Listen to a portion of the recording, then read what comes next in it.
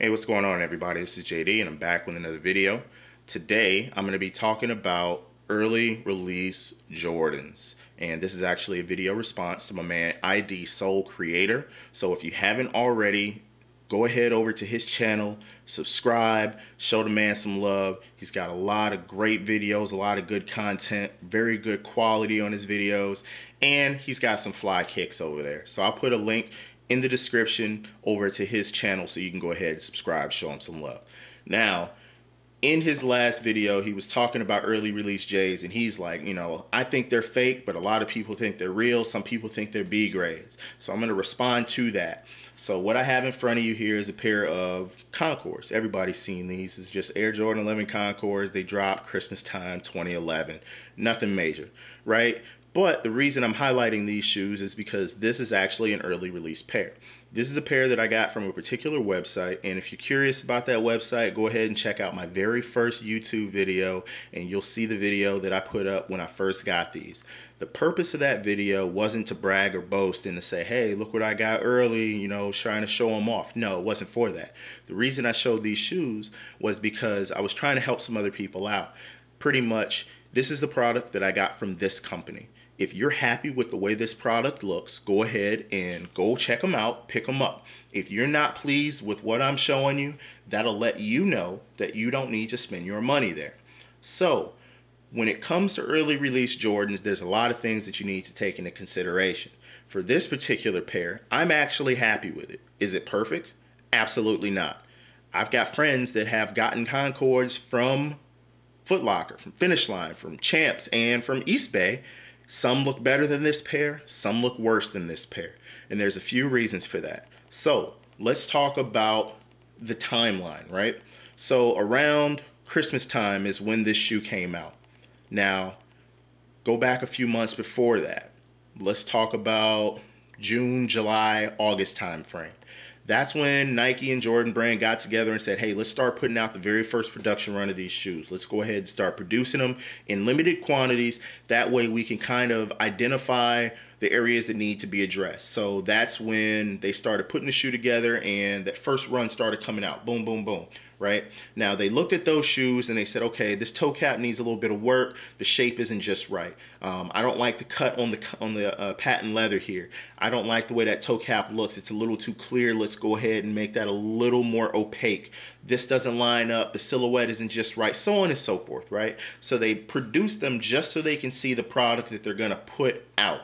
Okay, it's just like if you're making pancakes or something like that. You got to get that temperature right. That first pancake never comes out right. You know what I'm saying? So you got to play with that temperature to get it just right. That's what that early run production is all about, right? So they do that. Then they say, okay, we've identified our weaknesses, we've identified our strengths. Let's go ahead and destroy all of these because these are not up to par for what we want to put out to the public. So they tell some, factory worker, all right, hey, you're in charge of destroying these. Cool. So he goes out, or she, they go out and they destroy that pair of shoes, or that production run of shoes.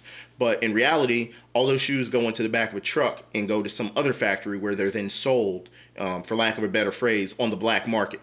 Okay, that's how a lot of these early release sites get some of their Air Jordans, from that particular factory worker, right? Now, some of those may actually be okay. Some of them may be all jacked up. But either way, when you're looking at the, bread 11s that are coming out right now, here it is, the beginning of August, and the shoe doesn't come out until December. The shoes that they're getting, that's what they're getting. Now, some of them may be good. Some of them may be bad. Now, let's fast forward a few months. Now we're looking at August, September, October timeframe. This is around the time when they say, okay, we've learned our lesson from that first production run. We've identified our strengths and weaknesses. Let's put all the extra effort into those areas that we've addressed earlier and put out the final production run of the shoes. So in that 2 to 3 month period, they're actually producing all the shoes that will be hitting retailers all around the world. Okay, so that's when they're going to address all the issues that they found in that first production run.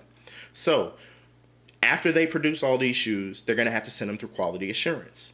they're not going to be able to inspect every single pair of these shoes because it's just not cost effective. It's not time effective. They have to pay somebody to inspect every single one of those shoes. So they kind of spread it out evenly. So instead of inspecting every one, they may inspect every 5 or every 10 or 1 out of every 75 or whatever is the case.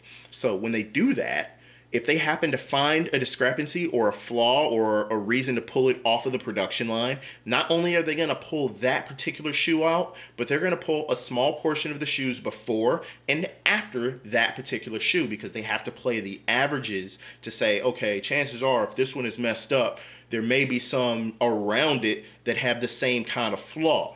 Okay, that makes sense theoretically, right? So instead of pulling just that one shoe, they pull the 50 before and the 50 after. So that's 101 shoes that have to then be destroyed.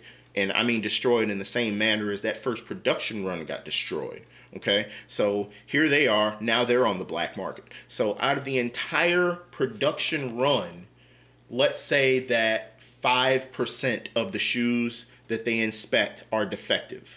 It's not just 5% that make it onto the black market. It's that 5% plus the 50 before and 50 after of that particular, production run. So instead of, 100 shoes that are being destroyed, now you're looking at, I don't know, maybe 10,000 shoes that are going to be destroyed. Okay. Now I'm just making these numbers up off the top of my head, but you get the picture, right? So I'm not saying a whole lot make it to these black market, but a small percentage of the actual retail version will actually make it to the black market, right? So that's not to say that every single one of those shoes that get destroyed is bad. Some of those shoes may actually be, A quality, but they still have to get pulled because that's the way their protocols are set up. So you may end up with a product at finish line that didn't get pulled, and it is very, very bad quality. And at the on the flip side of that, you may have an early release website that has a pretty darn good product, because I have buddies who got shoes from finish line, as I said earlier, that look worse than what you have in front of you.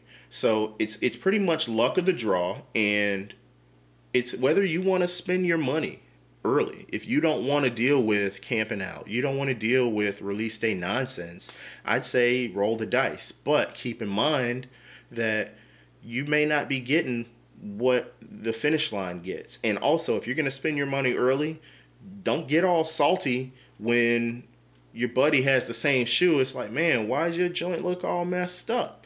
Well, you were fresh and you had them a couple of months early, but now that I see mine, I'm glad I waited. So it pretty much is what you make of it. You know what I'm saying? Sorry for rambling like that. So do I think they're fake? No, I don't. But that's just my opinion. That's the thing about opinions. Everybody's got one, and unless it is a clear-cut fact that can be empirically proven, there is no right or wrong.